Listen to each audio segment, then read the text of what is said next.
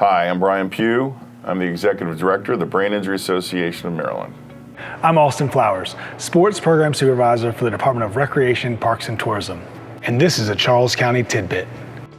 January is National Winter Sports TBI Awareness Month. So what is a TBI? A TBI is a traumatic brain injury. And a traumatic brain injury is any injury that affects how the brain works. One of the definitions is it's an insult to the brain, and that can be an external force hitting the head and causing the brain damage. One of the primary ways for a TBI to happen is falls.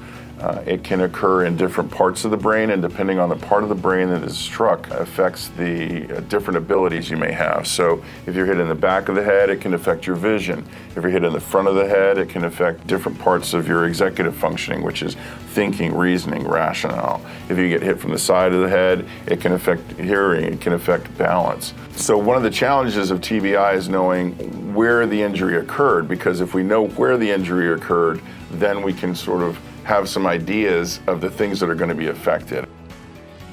So what are some of the symptoms of a TBI? Some of the symptoms could be dizziness, a loss of consciousness, nausea or vomiting, or not being able to recall what happened before the bump or blow. Headache, of course, that's definitely one.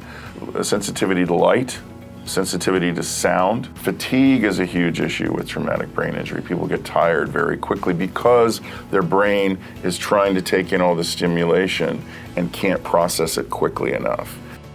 So one way of preventing a TBI is to wear proper safety equipment. If you play a sport such as ice hockey or football, make sure you're wearing that helmet, it's fitting properly, and has no cracks in it. One of the things that we also want to take a look at is what your helmet is made out of, and primarily does it fit. So when we're talking about helmets, we want to have an outer shell that's really hard. We'd like to have it vented to sort of keep your head cool when you're doing your activity, but also if you're wearing glasses or when you're biking or wearing goggles when you're skiing, we want to make sure that you can keep your eyes on your environment, because whether you are a great biker or you are a great skier or you're sledding around on your dish, you need to be able to see around you, because you may be great, but you may have a bunch of folks around you that aren't. We always encourage you to take a look at a helmet that has got a Consumer Product Safety Commission or a CPSC seal of approval or testing, or an ASTM. It's American Standards Testing and Measures, because those two take a look at helmet safety. Another system, in addition to having the hard outer shell and the styrofoam polyurethane shell here, there's a new technology called MIPS, which you can read about. It's out of Europe.